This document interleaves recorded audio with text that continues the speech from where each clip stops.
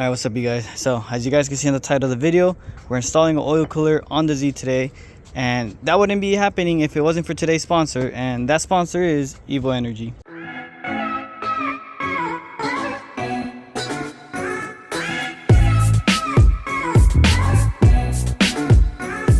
Now you've seen me use all their product on the case swap hatch. If you haven't seen any of those videos, go check it out. But the hatch is running all on Evo Energy fittings, fuel lines, connectors, you name it, it has it. And that was before they even contacted me. So pretty happy that they reached out and wanted to hop on board on helping me build the 350Z. Now this is going to be my future drift car that I'm building. And again, I'm just very appreciative that they reached out. They wanted to help out, so big shout out to you guys. But other than that, let's get to the install. I do have quick release tabs to just take off the bumper, so that's the first thing I'm gonna do. If you guys are interested on how I did this, I have a video, so go check it out. Now the actual first thing I have to do is drain the oil and take the oil filter off. So I'm gonna just jack up the car, drain the oil, take the filter off. I'm gonna do that off camera. Gotta take this guy off. And then we'll see where we could connect the oil cooler. I know I'm going to put rivets down there, so that's going to help instead of just putting screws in. Now it does come with all the hardware, so they provide everything for you, but I would like to just put some riv nuts, just extra support.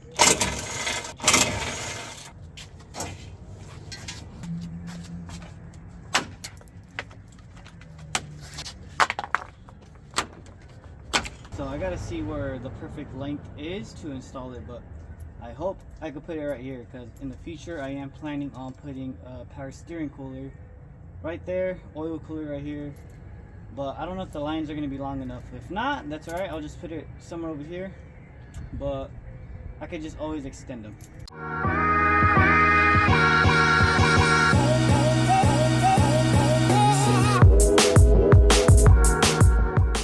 Alright, just went ahead, put all the rib nuts. Now I'm going to try and put the oil cooler on. Well, everything was lined up perfectly. Now I got to put the little bracket that goes from here to right here. And that's pretty much it. Gotta throw away the oil still, and it's kind of making a mess. So hopefully there's no hole on it, but this is pretty much done. Now I just got to figure out how I'm going to route the lines. I can make a hole through here, but I don't know how it's going to work, but we'll see. But for now, I gotta throw away the oil and then start mocking up the lines. Well, I ran out of daylight, and I'll continue this tomorrow, but for you guys it's probably the next clip. I already went ahead and drilled out the other two holes to put riv nuts in there. I already threw away the oil, and yeah, so see you guys in a bit. Well, it's the next day, and I did a couple things off camera. For one, went ahead and made this little bracket. It's a 1/8 inch steel. All I did was just drill 2 holes and mounted it up. So now this guy's pretty sturdy, but I still got to put the riv nuts right there, so still got to do that. I also went ahead and made the little hole that was right here a bit bigger, so now the lines go through perfectly fine. Also went ahead, loosened all this up. I'm also going to be deleting this little oil cooler. Now I do live in Arizona, so I'm going to delete this guy. You're going to have to buy this guy. So this guy deletes that whole oil cooler that I just showed you. Now you can get this from Z1 Motorsports. Here's the part number. Now this guy just goes in. Now your oil filter would go on there, but since we're putting a sandwich plate on, this guy is going to screw on. Put you guys down for a bit. This guy is just going to screw on like so. And then the oil filter will screw on right here. This will screw on to the block, and that's pretty much it. Obviously the sandwich plate will be right here in the middle, but yeah, you're gonna need this guy if you want to delete that little oil cooler on the side. This was about 20 bucks. This I got it from O'Reilly's. There's the parts number. If you guys don't know, M6 is a 10mm, so yeah, so I'm gonna just go ahead, use that to make the other riv nuts that I need. That way this guy could be mounted up. And yeah, so I'm gonna just do that off camera, and then the next thing I'm gonna do is start pulling off all the lines from that little oil cooler that I just showed you guys. I was gonna do this off camera, but it works so good that I just want to show you guys real quick.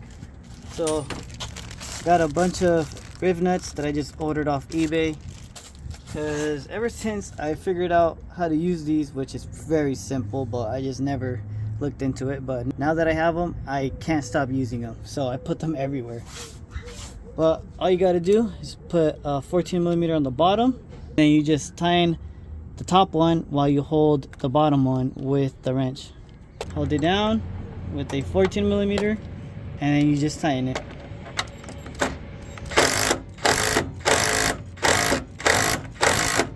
And then you loosen it. There you go. That's it. It's in. Alright, fittings are all tightened down. I also went ahead and put some oil inside the oil cooler, that way it's not bone dry. So went ahead and put some oil in there. Now comes the fun part. I already went ahead and loosened everything, so everything should come out pretty easy. Alright, well, there it is. So that's trash. I already went ahead and plugged up the ports as well. So next thing to do is put this guy on, and hopefully it fits. It should fit. There we go.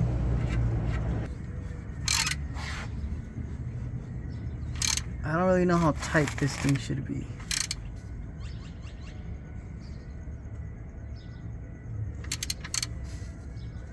I think it's good enough. I got all the fittings tightened down. I went ahead and put some Teflon on every single fitting. I don't know if I mentioned that on these fittings as well. I put Teflon on them just to make sure there's no leakage. And for these ones on the sides, that's as far as they go in, and I don't want to keep tightening them and they snap. So they are aluminum, so I'm gonna just leave them like that. Shouldn't be a problem because I can't tighten it anymore or it's gonna snap. So I'm assuming that's fine.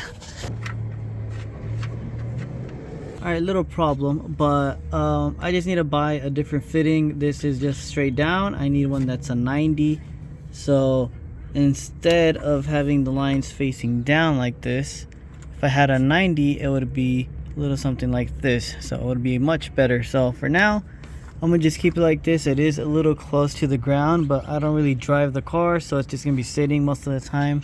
Meanwhile, I'm gonna just order the fittings that I need, because I think I mounted the oil cooler a little too far, so that was my issue. So for now, I'm gonna put it like this, and then I just gotta order some 90-degree fittings and we should be good. But for now, it's just gonna stay like this. First startup.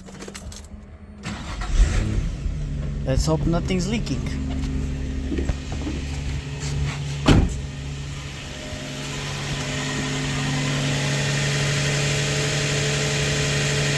Oh, we're good.